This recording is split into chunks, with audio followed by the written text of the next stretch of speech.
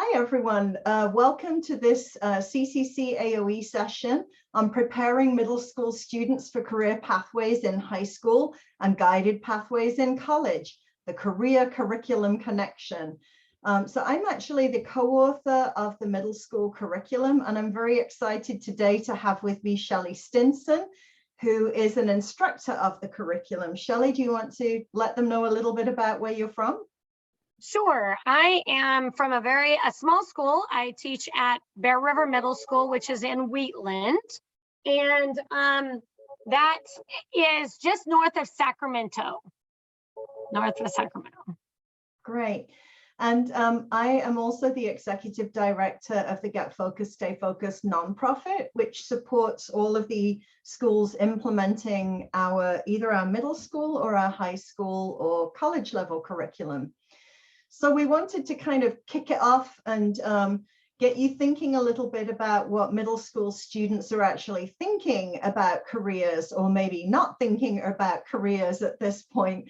And so Shelley, maybe you could jump in and just give us, some information from what you see with your students. Yeah, absolutely. Our kids right at this time in their lives are really not thinking about where they're going in life, at least most of them. I think there's a few isolated ones that are, but most of them are really not thinking about that and haven't really been exposed to anything that would cause or force them to, think about what the direction is that they want to go. And I think it is so critical for the kids to have that piece to really kind of begin to guide their thinking and their thought processes.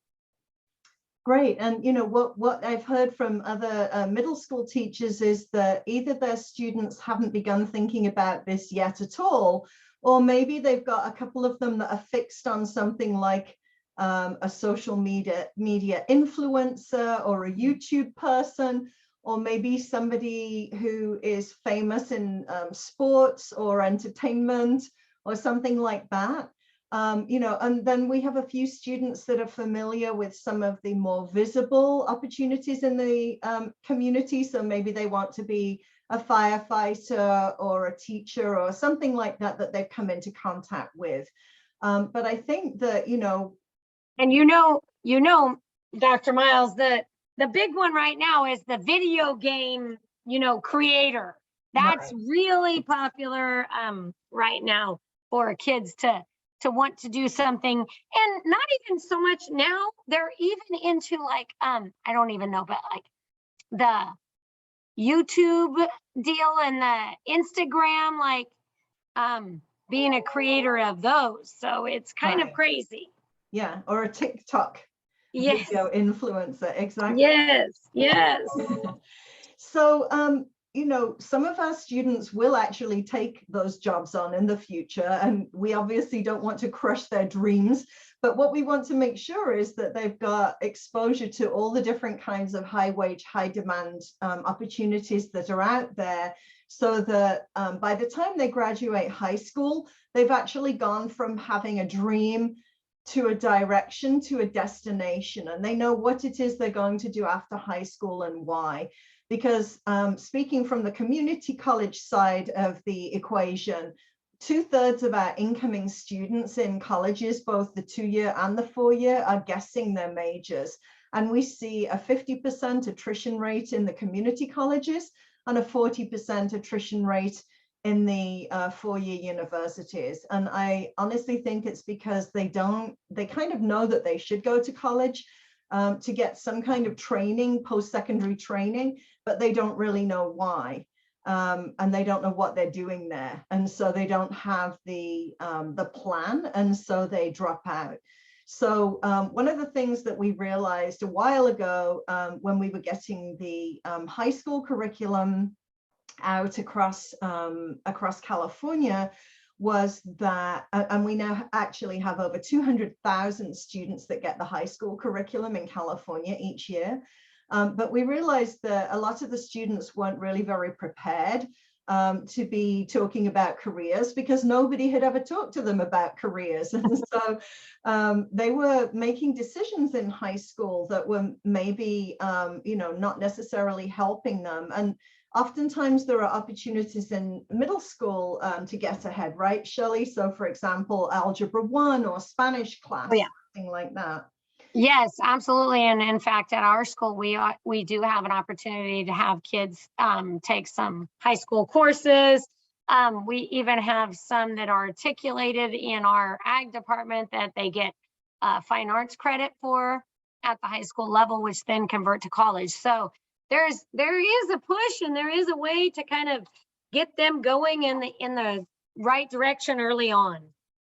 Yeah, and so that they won't be so lost in the future, and end up being those post-high school folks who are either working in jobs that they don't like for entry-level salary, or who try to go to college and then drop out because they don't know why they're there. So we have a curriculum that goes across from middle school through high school, and on into college. And it's basically a comprehensive guidance curriculum that is designed to help students have that successful entry into the workforce with the skills required to succeed, whether it's straight after high school. We know 1/3 of our students nationally go straight into the workforce after high school, or whether it's after doing some type of post-secondary training or education.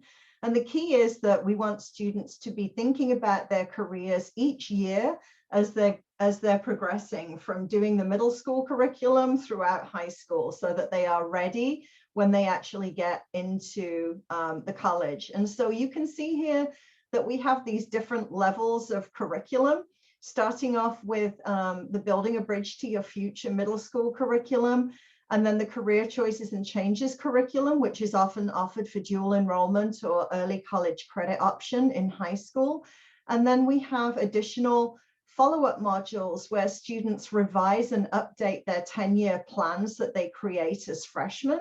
And they also learn about STEM careers and high wage, high demand careers, and they learn how to research colleges and do college applications and learn about financial aid and all those things that are helpful for them with moving ahead.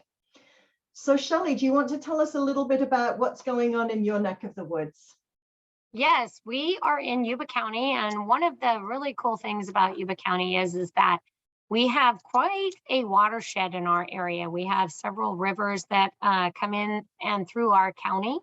And recently, in the CTE sector, the Yuba Water Agency has been really big in assisting with some of that development in both the environmental sciences and in that area and in agriculture. So it's been fantastic. In our county, we do not have that many middle schools. There are 4 middle schools. And so recently we started writing strong workforce funding, which I know community colleges are familiar with, but they have a K-12 strong workforce that middle school, high school can also apply for. And so recently we've been applying for those, which have helped considerably in getting our kids exposed early on, middle school level, to a lot of the CTE opportunities that are available. And that is countywide. Our school is probably the most active in that area, but our other schools in the county, three of the middle schools out of the 4 are involved in the One Strong Workforce funded grant. And so that has helped us to make progress in our preparation. And I wanted to mention, Shelley's sitting upon one of the funding streams, but Perkins 5 now also covers middle schools. And so that's another funding stream opportunity for schools to use if this isn't something they have been doing previously. Mm-hmm. Tell us a little bit about this slide, Shelley. Oh, yes. So I love this slide because I'm a pretty passionate person. And, one of the portions of the curriculum, the Building Bridges curriculum that I love, it really talks about, hey, go after your passion. And the thing is the kids get it. And that's how come you're seeing all these kids that are like, oh, I want to be this video programmer, or I want to be this NBA star, or I want to be this NFL star, or I want to be the next, I don't even know, I'm not hip on any of those things, but I want to be the next Instagram, TikTok personality, or whatever. They make a lot of money doing that. And so our kids are driven a lot by their passion. And I really think you can take a look at this survey on the slides, and you will see that even in the surveys that our students took here, they were aware that passion should be a part of the direction that they go or the career that they choose. So I think that's something that over recent years has become more and more prevalent. And talking here about dreaming about their futures. Yes. You know, this one is, how much thought have you put into your future? I think that the Building Bridges curriculum makes a difference. And you can see from this graph that, you know, our kids are responding saying, hey, now I've started thinking about what my future looks like after being exposed to our curriculum, to the Building Bridges curriculum. And I think that's a critical piece that people need to understand is that these kids at this age are little sponges, and we just have to expose them to get them to clasp onto something. And I'm super excited because the Building Bridges curriculum really kind of does that and begins to start to gear kids towards, what do I want to do for my future? That's great. So you definitely saw a shift in more of them thinking about their futures after the curriculum. Absolutely. So one of the things that we like you to do is to kind of think a little bit about, you know, why do you think a middle school career readiness curriculum would be helpful? And, you know, one of the things that we've asked people to do in the past is to just kind of brainstorm and share reasons about why students would benefit. So, you know, I think Shelley and I have touched on a couple of different things here. Do you want to talk a little bit maybe about preparing them for the pathways in your high schools, Shelley? Sure. The pathways in the high schools, you know, we're super fortunate with to have our connection to the high school that we have. And our high school has a lot of CTE programs and pathways, and those pathways at our high school level are aligned, and they do get credit at the community colleges around here. And so our high school's done a tremendous job in making that happen, as well as the community colleges. And we kind of have about 3 different community colleges that our kids feed into here that work pretty well. Our Yuba College and the Woodland campus in Yuba College, and then the regular Yuba College campus, as well as Sierra College. That's where you see the majority of our kids going. And I think that pathways starting at the middle school and then continuing on for 4 years at the high school level and then on to the community college, that is becoming more and more common. And it's good when you have high schools. If you're in the middle school, it's good when you have high schools that have a wide range of pathways, because then there's something for everyone. And as well, something is to be said about the community college level too, because those pathways then need to feed into the community college level. And it's nice for us because we're in an area where we kind of have a wide gamut of colleges to feed into, and therefore we can kind of find something for everyone. That's great. So this is really kind of foundational for students as they begin thinking about those career pathways or those CTE areas, those opportunities in the future. So one of the things that we tried to do with the curriculum was focus on career readiness. So we know that career decision making is too early for middle school students. We don't want them to be closing down on possible options before they even know anything about all the different types of careers that are out there. But we also know that for many students, thinking about the future seems too far off or too uncontrollable for the planning to seem worthwhile. So what we were aiming to do in the middle school, and this is kind of developmentally appropriate, is career readiness, so that students start learning that there are career planning steps, and we want them to get excited and engaged about having that positive attitude that in high school they're going to be doing career exploration. So, so the goal is not to have them deciding on a career in middle school. That's absolutely not what we're trying to do. We want them just to get to know that career planning is a process that they can be involved in and get them excited about that. And the research shows that, you know, we really need to be starting this process as early as in middle school because of the kinds of decisions that students are making. An interesting thing that I unearthed when I was doing my doctoral dissertation was actually that if you have career development efforts in elementary and middle schools, these can actually address social inequity issues further down the academic pipeline, so that the students that do not have parents who have attended college, who do not have any social capital around navigating college, if they are getting information early on, and that's universal and all students are getting that information about post-secondary opportunities, then it means that more of your students are more likely to be considering themselves as college material, even if they are first generation students and nobody else in their family has ever attended college. But again, as I said, we want the middle school students to be kind of beginning to get a direction for their future career plans. We don't yet want them to have a specific destination.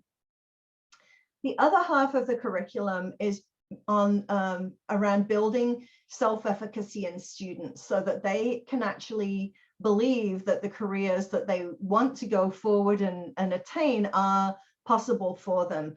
And I just saw in the last couple of months some really very sad research coming in from a study that was done with 2,000 16 to 24-year-olds in Europe, where over 40% of them were saying that they didn't now believe that they could ever have a job that they loved, and that their career aspirations had been severely lowered because of COVID.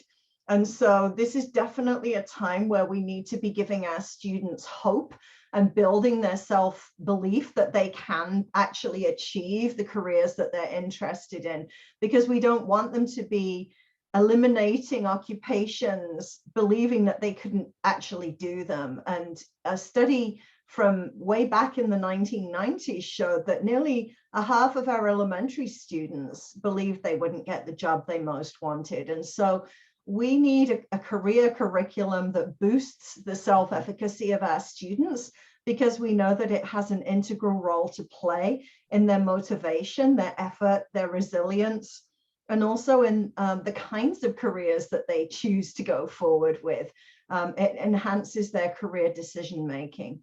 So here's that survey that I just mentioned to you about, you know, all the students that believed that they were not going to get what they wanted to get in their careers, which I think is just very sad. And, you know, we need to make sure that we are structuring the possibilities for students to have hope and the belief that they can be successful in the future.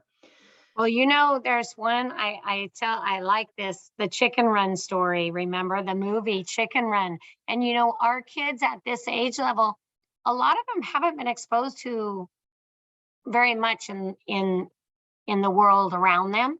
And if you guys remember the Chicken Run movie, you know, Mel Gibson's in that movie and he's a little rooster and he comes into this hen, you know, house or whatever, and basically they were raised there. They don't know that there's anything better. And he comes out as a circus chicken. And so he comes in and tells them how much better that the world is and what everything that they can do and everything.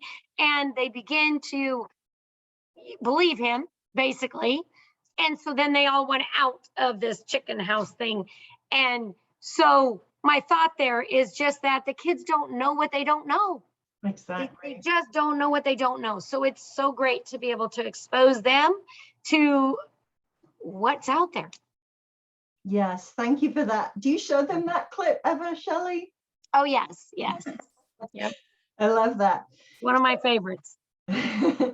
So another reflection point here is to, Shelley already kind of talked about, it's important that students realize that what they're doing in middle school and what they're doing in high school can connect with what's going on in the colleges. And so I'm not sure how many of you are aware, but for the last 3 years, the community colleges have been working on what they call guided pathways or meta majors. And so in order to try and make things less confusing for students that are coming into the community colleges, instead of them choosing from between 70 to 100 different programs, the colleges have actually clustered together the programs into career clusters or meta majors, so that they have a big cluster that's might be something like entertainment and media, or that they might have another one that's technology, or they might have another one that's humanities and arts or something like that. And so the students don't even need to necessarily know exactly what program it is they're going into, because in their first semester, they can take introductory courses to learn more about those different programs in their meta major. And all of the gen ed, the general education classes that they take in the community colleges will support them for fulfilling requirements in those different clusters. So what we're hoping now is that our high schools and our middle schools are able to embed some of that information from the community colleges so that the students can know a little bit more about what's out there for them. So Shelley, do you want to talk a little bit about what you teach and in addition to this class and your background in ag and how you link with the college, just to give people an example? Oh, sure. So like I said, we have been getting some strong workforce funding, which is nice, to help us assist in our development here at the middle school. But excuse me, one of the ways that we have kind of helped the continuum of our students and exposing our students to different things is we are big in horticulture, and our kids actually, I have 7 program completers this year in the area of horticulture. And those are students that have completed horticulture 1, horticulture 2, so 7th, 8th grade. And then they'll go on to the high school. They'll get credit for the first level of horticulture over there and go straight into the floral horticulture class, advanced level at the high school. One of the opportunities that we have here that we really appreciate is we have Bishop's Pumpkin Farm right here in town, and they are one of our community outreach partners. And they actually, we do work for them. Our kids actually at the middle school level do work over at Bishop's Pumpkin Farm for them in the horticulture area. And then a lot of them will go on to high school, of course, right? Well, all of them will go on to high school, but a lot of them will go on and be employed by Bishop's, and that helps them get a little leg up to get in the door, because everybody who lives around here, they all want to work at Bishop's. It's like the best place to work and to be. If you guys ever have an opportunity, you got to come see Bishop's Pumpkin Farm. But anyway, long story short is they end up going over there, get some work experience. They're working there in the fall of each of their years of high school. And then we've even had some students that will go on to the horticulture program at Woodland at Yuba Community College and continue on through that program and on to UC Davis or Chico State, some of those other areas in the area of horticulture. So it's a great opportunity just to kind of get the kids' feet wet at the middle school level, see if they kind of like it. And then if we have a nice continuum, then the kids can go on through that pathway. If there's nothing set up that way, then that's a hard road. The kids fall out of it in high school. If they don't have any place, they go and get involved in other things. And they're really not, they're not following that pathway. And I'm not saying at the middle school level, they should all get into a pathway and know exactly what they want to do. But what I am saying is that they are little sponges and exposure is critical. So if we can expose them to lots of different opportunities, then they're going to latch on to something and hopefully continue that on if there's a pathway or a pattern for them to achieve that. Thank you. That's a great example. I love that. So as I mentioned earlier, we've got the two different sides of the curriculum. Half of the curriculum is around career readiness and getting the students ready to begin the career planning process. The other half of the curriculum really tries to enhance those non-cognitive or student success factors. And so there are different chapters devoted to grit or perseverance, motivation, growth mindset, having a positive self-concept and positive attitude, and resiliency and overcoming obstacles. And all of these things are necessary for students in school, in career, in life in general. But what we know about grouping these factors together is that they can actually work collectively. So they kind of supplement each other. And also our students are at different points and have different needs. So having multiple variables in the career curriculum helps address the students that are at different points. And what the research has shown is that not only does having these factors help them with their moving forward with their career, but it also helps overall with student retention and success. During the first couple of years of COVID, we also developed some new resources for our teachers when they were shifting to online teaching.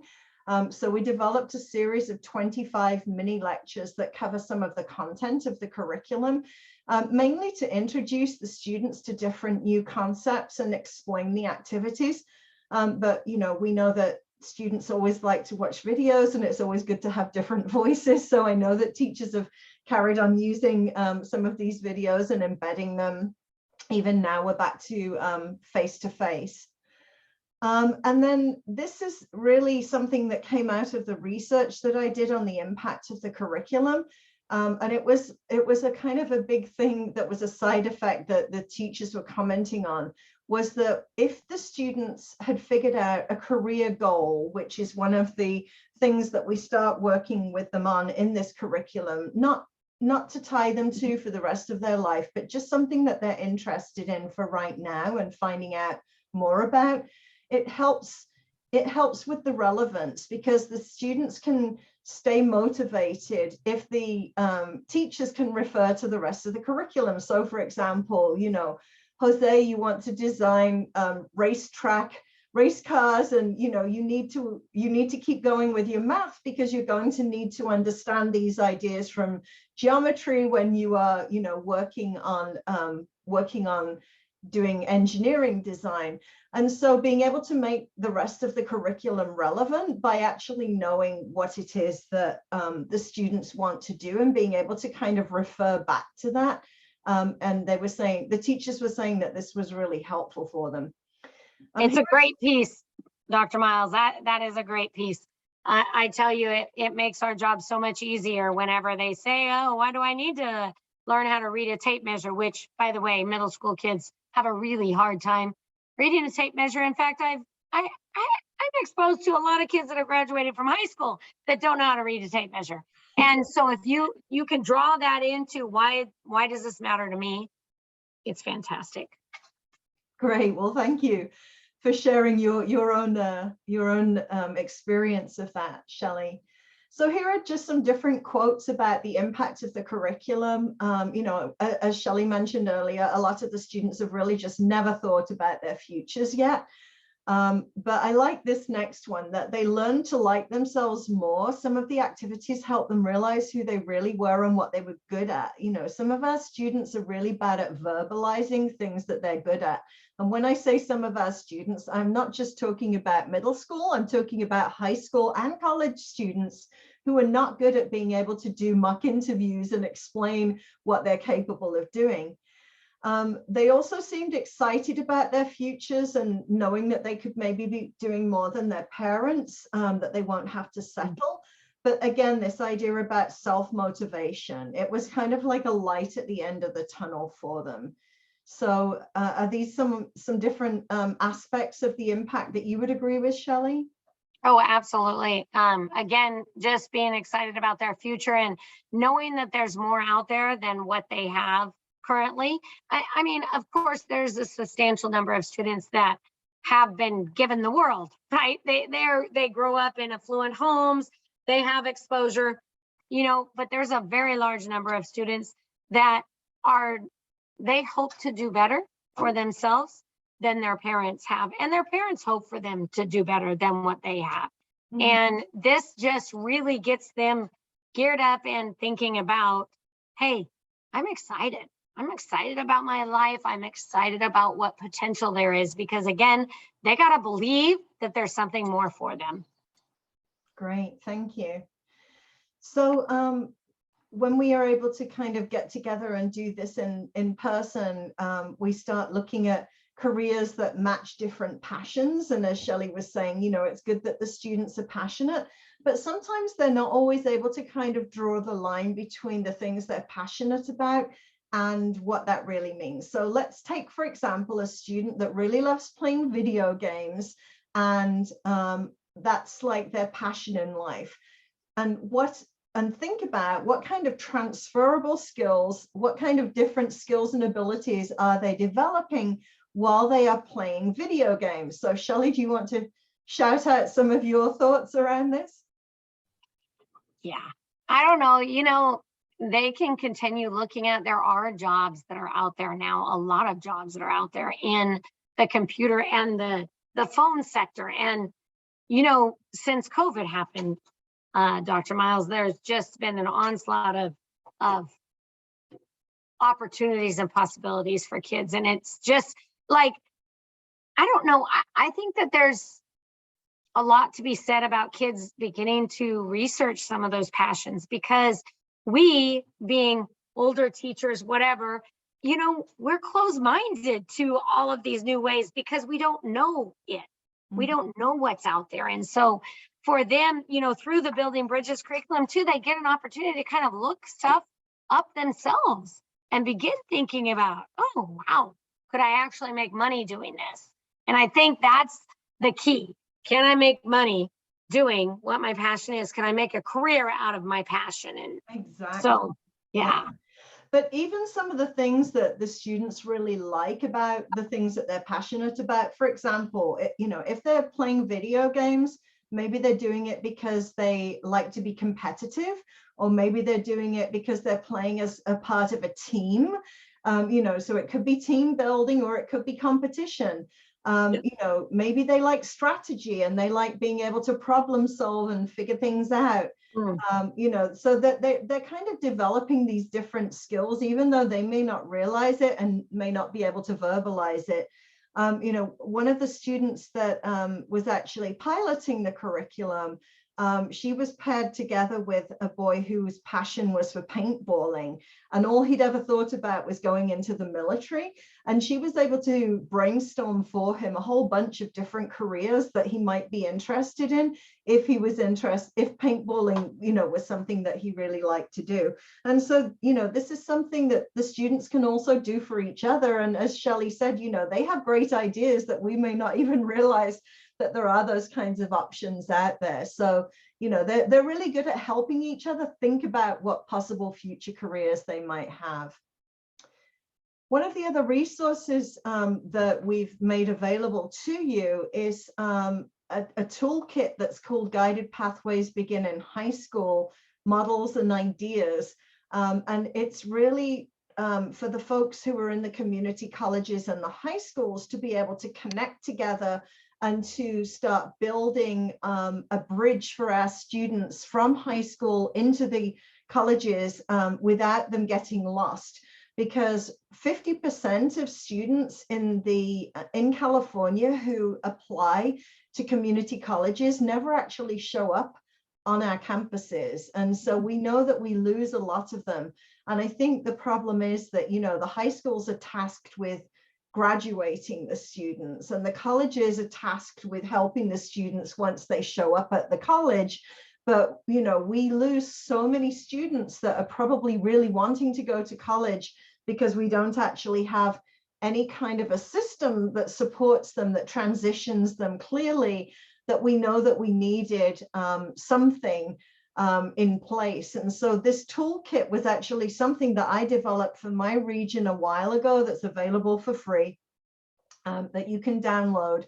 and it talks about, how to get students aligned with the different career clusters in the college, how to work with students that are taking some of those early college credit classes that Shelley was mentioning and getting credit while they're in high school, making sure that they've got enough college and career knowledge to be able to move forward with their plans, settling them into the college, onboarding them. And so this wasn't just, this was cumulative research from a lot of different resources and interviews, but it also includes a readiness self-assessment for both high schools and colleges to take in terms of how well they are partnering to help our students transition, and an action planning toolkit at the end. And so we, the whole theme of this this session was talking about moving students from one step to the next. And so in addition to our career curriculum that moves students from the middle school to get ready to do career planning in the high school, and then from the high school into the correct kind of career cluster areas in the college, or guided pathways in the college, we also wanted to share this resource with you. So, obviously when we're in person, we like to be able to do a reflection on a takeaway from the session, something, that you hear that you think is interesting, that you would like to adopt. I would like to point out that Shelley, and in her area is using the, very much using the career curriculum entwined with the career technical education and career pathways options in her middle school. And I wanted to just mention that this is a model that we're seeing more and more across the state from adopting middle schools. And so we are seeing, for example, in Imperial Valley, all of their middle schools are now adopting the curriculum and blending it with CTE. And so this seems to be a very a model of great interest, as we're seeing the curriculum being adopted more and more across the state. And so, for anybody that's watching this from the community colleges, there's a lot of interest. Shelley and I did this session in Sacramento, and we had over 30 attendees virtually and in person from community colleges, from K-12, that were interested in learning more about the middle school curriculum and how this can kind of segue into the career pathways in high school and beyond. So I'm hoping that this has given you some ideas today for moving forward. And here's mine and Shelley's contact information. If you have additional questions, if you'd like to reach out to us, we'd be more than happy to hear from you. Shelley, any closing thoughts? My closing thought, yes. Okay, not no, yes. Closing thoughts would be, as much as absolutely possible, get involved with those community colleges, because like I said, our kids at the middle school level, they want you guys as community college instructors and community college people to be involved in the things that are going on at that middle school level, getting our kids on your campuses. That's a critical piece too. And I know when we were in session, when we talked about it at the conference, there were several schools that are doing different kinds of things, ranging from from camps to field trips to guest speaking and all this kind of thing. I really think that those pieces can make an impact and influence on students. And so it would behoove you guys at the community college level to reach out to your middle schools and start exposing those kids to you now. They will remember that, and it'll make an impact. I agree. I used to run middle school career camps in the summer when I worked at my local community college. And not just the students were really excited, but we used to do a parent session at the end of the week. And we used to get so many parents. I used to have a line out the door asking me for career resources for their students so that they could start talking to them about community college and about working in the different career areas. We rotated them between different CTE areas, and we used to have college faculty and high school faculty teaching those classes on the college campus to get the middle school students really familiar with and comfortable with the campus. And so I think as Shelley said, it paid great dividends. So yes, I agree. I think that's a really good model to move forward with. Well, thank you for joining us today, and hope this was of help and interest to you. And hope you reach out to us if you have any more questions. And good luck with bringing career readiness to your middle school students. Thank you.